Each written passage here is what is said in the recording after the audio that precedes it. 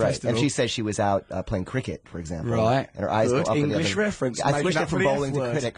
Well done. Thank you for doing that for us. It doesn't make up for swearing in our beautiful country. Good. So, and if their eyes go up in the opposite direction, you can tell when they're lying. And here's what we did. This was the coup de grace, which I'm not going to do here because it's all about looks.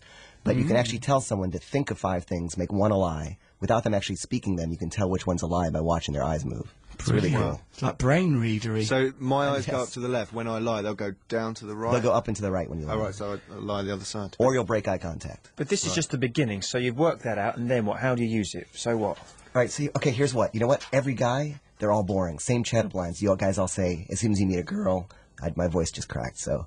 As soon as you meet a girl, you'll say, you know, what's your name? What do you do for work? Yeah. You know, where do you get in the van? Right, get in the van. Exactly.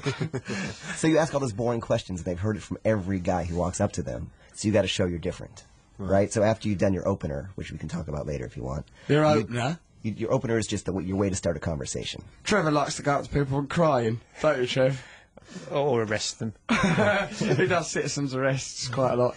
Instead of placing his hand on her shoulder, he just jabs him in the small of the back. It's an awful thing to watch. It's worse than Guantanamo Bay, the way you treat your prisoners. I'm bad at openers. You're good at openers, Russell. Very good at openers. What are your openers? How do you start? Oh, hello, I'm a postmodernist, of course. I go, oh, hello, I've arrived here to chat you up. This is the chatting up commencing now. The chatting up's already begun. Stuff like that, you know, deconstruct it. That's actually great, because you're actually making fun of all the guys who actually do that while doing it. While actually doing it. That's postmodernist. That is postmodern. I'm having the cake and bloody well eating it too, and saving a little bit to put down my pants later on in the day. There's cake everywhere, I tell you. It's a cake party and everyone's invited. Not you, Trevor. Eat your fudge. Where's my fudge? Shut up, you. There's a message here from Fungo. It goes, hey, Russell, glad to hear you're feeling better. I thought you looked very ill and vulnerable on the BBC Two Fringe show. I don't like people saying I look vulnerable. It's like I'm going to be attacked. You look vulnerable in your Aaron Cardi, so I've decided to knit you a woolly scarf to match your Cardi and protect your delicate throat area.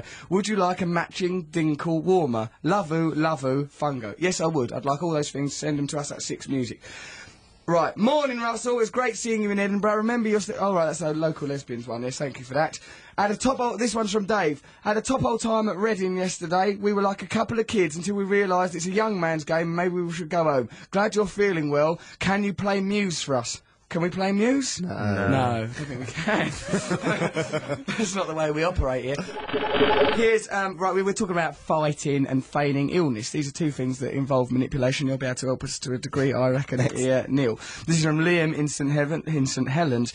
Lay off, Trev! You two, or I'll teach you a thing or two about fighting. Well, punch and run, he says in brackets. I've beaten up tall people before, I tells ya. You swine, capitalised. P.S. I like Trev's anecdotes. They are boring as mine. Liam, you're a delightful young man. We love Trevor, really. We absolutely do. Why you keep saying things like, why have you gone all weird today? What's that with you? You got all so weird. Just being all you're I being don't want weird. people to think that we hate Trevor. Why not? You've got to own up to yourself one of these days. Hello, Russ, Matt, and fudge-eating Trev, says Abby. At school, we used to feign illness by placing a well-known decongestant underneath our eyes. This had the effect of making our eyes burn and stream with water. We would approach the teachers and claim women's problems, the mysterious illness that is guaranteed to make any male teacher blush and send you quick sharp to the sick bay. Only we'd never actually go to the sick bay, and instead would spend the afternoon dossing outside local supermarket. Ah, them were the days. Loving the show as always, says Abby. Dossing, that is a word. So women can be manipulative as much as men, saying that they've got women's problems. Trying to provide balance. It's like Peter Sutcliffe coming on here saying, oh, if you want, I'll talk about tampons. You can't provide balance, so you know, you're so ensconced in the sexist camp, for Christ's sake. I am not. Does Trevor actually want to be a woman? Oh, no, does he want a woman? Maybe subconsciously he's displaying his repression as a shield against real human contact or female interaction. Trevor, are you afraid of relationships? I'm not going to answer that question. Why? Why? You obviously are. No. You are afraid of something. Why are you cupping your nuts? Look. Why have you started to cup them? What does that mean in body language? A man cupping himself. You know what I think about Trevor, seriously? And I don't even know you.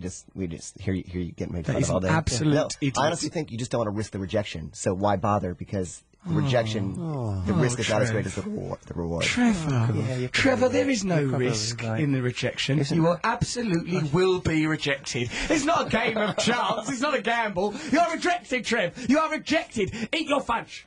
There is another email here from And Malcolm friends like and you are Wendy. probably another reason. Do you reckon that's... it That's can't really why be I'm having trying a to be negative... supportive. I No, think. no, come on, you two, get hold of yourselves. Christ's sakes, we're one sex guru in here. You know, look at you, a pair of yous, all simpering and sycophantic, Matt grooming himself. Malcolm and Wendy from Edinburgh, Russell, Matt and Trev, brilliant gig last night, Russell. No, you guys. Yeah, hang on. Trev's gig There's a last theme here with Sunday these emails was and also... texts I that can't you help read, it. I'm not writing these. Hang on, let's stop this interesting conversation to read one of these messages of support. I can't help it. This radio show, Matt, this might surprise you. We make this show for the listeners. If the listeners write to us, then we have a duty, a Threathian duty as broadcasters, to bring that message to the people. Anyway, brilliant gig last night, Russell. Oh, me, old Russ. Trev's gig last Sunday was also brilliant. Oh, perhaps this person's not well. Weird, as he's not that funny on radio. Oh, they're joking, you soppy sod. People are they're joking because we have a convivial, jovial atmosphere that we create. Trev did an hour. It was very good. Me and Russell were there. Awful Very good. hour. Very fun. Thought you should know that very close to you, on the street behind your studio, Canongate, is the Edinburgh Fudge Shop. So if Trev gets really hungry, you don't have to go far to satisfy his uncontrollable cravings for fudge. Thank you, Malcolm and Wendy. Why are people not brought us no breakfast? We're at the Ton, I'm really Holyrood hungry. Road. Bring us things. Bring us breakfast. Bring Trev some fudge. Bring Don't Matt, bring me fudge, I don't bring want Matt fudge. some kitten-heeled slippers now that he's turned himself into a raging Nancy boy. Hi, Russell, Trev and Matt, says Leslie. Today it's my daughter Holly's 15th birthday. I bought her tickets for your show. She couldn't come because she was too young. You have to be 18. To make amends to her, would you please say happy birthday to Holly? Holly, happy birthday to you. We've said it, Holly. Sorry you couldn't come into the show, but the show is a lot of smut, isn't there? Goes Which on in my show? show. Oh, your show. Yeah. Stand-up comedy Don't send show. a 15-year-old. Don't send a 50. Oh crikey, no! All that filth, all the muck. that Especially gets not the way it talked about. ended last night. At the end of the gig last night, we did invite everyone to. Guess what we done, Neil? Right at the end of my gig, we goes, right, okay, the gig's over now, but we're sort of having a party at this bar called Tonic, which is underneath where we live. You're all invited. Everyone's welcome. Well, we say everyone, women. Oh, well, then we goes, no, everyone's welcome. And like hundreds of people all turned up at this bar. No, not hundreds of people. Hundreds of people. Hundreds of people. And how did that work out for you two? Worked out well. Well, I enjoyed it. Russell lasted about 10 minutes before he had to go upstairs with a couple of friends. Couple of friends like to do a guided tour of my flat, of course. Yeah, And it I never came back. It's a huge flat up there. Vast place it is. So with catacombs and vestibules. A man could get lost in there, so as he could. Dear Russell, says Ione Harding. I-O-N-E. Is that Ione, like Ione Griffith? How's it spelled? I-O-N-E. Or Ione, like Ione? Ione. I don't know. Ione or Ione. Iona. Ione Harding. Dear Russell, as an ingrained pacifist and a lady, right, we know it's a lady, so it's not going to be like Ione. Ingrained pacifist. Ingrained. Funny bit of language. The pacifism's been ingrained. So, like, really, she rejects this pacifism. She would It's rather like a go veneer, really. kick a homeless person to death in the gutter, but I've got this bloody pacifism ingrained in me. As an ingrained pacifist and a lady, it takes a lot to drive me into hostile action. A few years ago, a male colleague did a number on me. Oh, I hope it weren't a number 2. That would be saucy. And as I was worried about getting in trouble, I was disinclined to kick his nuts into his throat.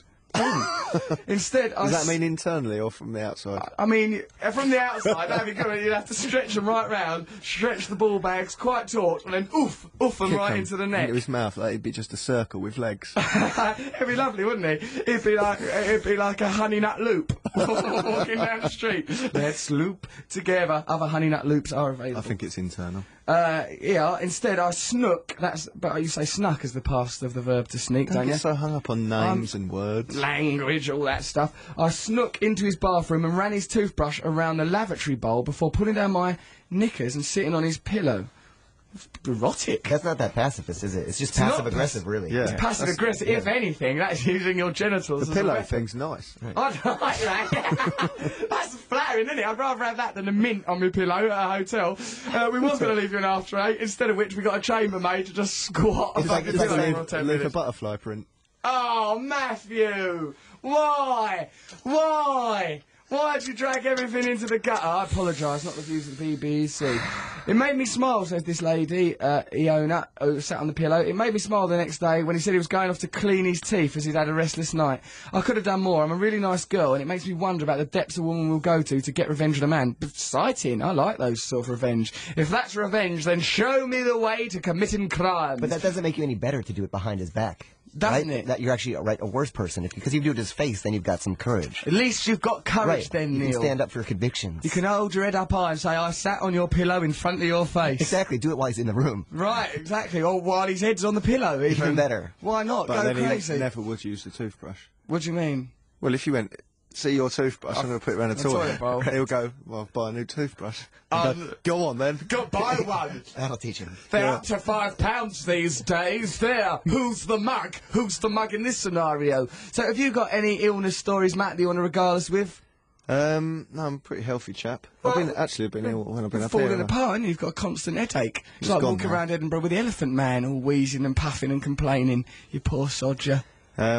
Not really. Nothing. It's not that You're not a very embarrassing. good person to have on the radio. It's then, are you? embarrassing, isn't it? Well, All the what things that you have done? happened to me. Yeah, when every 10 seconds you go, oh, dinkle hurts, my dinkle hurts. And he has, Matt has these phantom genital diseases, don't you? When he was in Australia, he had to go and see a specialist because his willy hurt, because I can't remember what was wrong with him, but he was ever so frightened. Like, oh, willy hurts, my willy hurts. Yes. He's very always funny. complaining about Why that are you thing. touching your willy all the So I time? love that little guy. Me and him, we've been through a hell of a lot together, from the first primitive influences of child abuse right up to modern day adult God. sex. That was awesome. I've never seen like a co-host give their other host like the cut it sign. Like you've crossed the line. Yeah, no, he's good. Neil, we got away with that. No one saw me do that. They constantly do stuff. I feel like that. they should have the benefit of being here. And They should Yeah, know. no, it's good. It's good that we hide things we've about our normally got- private lives from each other. No, from the nation. Yeah, it's good that we've I've got more on consensus. you than you've got on me, Brad. Come on in, Matt. What you got, son? Let's hear it. Come on, bring me down. I'm unembarrassable. I'm shameless. There's nothing you can say that What I about wouldn't the other day gladly before share you, with the you nation? wouldn't leave for your gig because you didn't have the right pants? Let's go to a track. Underwear. Let's go to a track. His PA came in. I was standing there. It's embarrassing to be around. She came in with these white briefs from like Marks and Spencer's. Other shops are available. She came in. She goes, "Oh, I've got your pants." And he went, "No, these aren't the right pants." And then he said, "They've got to be Y fronts." And she said, "Well, these are the same thing. We need to go." "No, I'm not leaving. You'll have to go back. There's a taxi outside. Go and get me the right pants." She had to go off and get pants. And she said, "He goes, so you don't make a mistake. I'll show you." He goes, "I'll get your dirty pair." And he had to go and get a dirty pair And of I'll his rub wife. your snout in it, like a teaching a puppy. But there, do you remember the pants now? Have you finally learned the kind of pants I enjoy? And I went into the kitchen and said, "Russell, just wear those pants." Slowing everything down. "I don't like them. I'm not comfortable." "No, in right pants." Underwear. It's important to have the right pantaloonies. Nice they are. Is that embarrassing for you? It's not, is it? Because really, I'll tell you what it is, because I know I'm a good person. I know I've got my flaws. I know How I'm do a you bit know vain that? and self-involved. Because, you know, when you look inside yourself, think, actually, I'm in tune with the I think universe. you've just I want said what the I'm having universe Chris This wants. is Watt. right on. Like Marilyn Manson. My first book was on Marilyn Manson, and here's the thing: is you can't bust him on anything because he puts it all in the open. Then you got nothing to fear, nothing to hide because you just put it out there, and you can't say, "Oh, you're taking drugs," because he makes a public fact of it. So you can't bust anyone if they're not a hypocrite and they just put it in the open. Yeah. He was good in even that- admitting that his name's Brian. In Right, that he did that quite early Columbine on. film, he's good. That bit when he spoke to Michael Moore, I thought he was like the That was best thing cool. in it. That was great. That was so Yeah. smart. He's intelligent and and a clever open bloke. man. really smart. So, what, did you spend time with him? Did you? Yeah, originally I was writing for Rolling Stone. I was assigned to do a story on him, and I actually didn't like him, so I was going to do it just to tear him apart. Right. But I met him, and like you said, he was so smart that it ended up being a good story. We did a book together, and Right. So you didn't like him from his public image. You got to know him. He's actually a dead sweet sort of person. yeah, not sweet, That's but smart, like really smart, really funny. Knew exactly what he was doing the whole time. Is he rock and roll? Is he sort of when he's off duty? Oh, he's rock and roll. Totally, Like yeah. I my first night out with him on tour, I called the girl I was dating at the time and said, "I think I'm going to die." Really? Yeah. Well, you are one day. I was right. Why? What happened? I'm just not going to say on the radio, but everything Drugs. wrong. Everything wrong. Drugs, Marilyn orgies. Manson, saucy devil. That's good that he's really like that because I thought he'd just go back, thought, yeah, that talk was to the artifice. record company and go, "What do I do next?" He wouldn't talk like that, though, would he? Now, what about Motley Crue, though? What are them lads like? My first night out with him, within the night I met him, within 10 minutes they were arrested. Really? Yeah, I was at the show about to go backstage, and the cops were like, "Well, let's arrest the drummer and that guy with the funny hair." So I went back to You Nicky should and know Tommy. their names if you know them. No, that's what the cops said. This book's not been put in, sir. There's a tattooed fella playing the drums. He had a lovely bit of totty with him. If you know his name, please email me. Here, I'll put it in the book. From the way he was moving his eyes, he creates things by looking up at the sky. Interesting. So, because Nikki Sixx had kicked one of the security guards in the head, and Tommy Lee was inciting women to nudity by having them lift their shirts. Right. So they decided to arrest God bless that him. man. So I went back to warn him, and they thought it was like a joke of their tour managers. So literally, Tommy Lee was like being let off in handcuffs when I met him. He was wearing just like leather like shorts, and a kid actually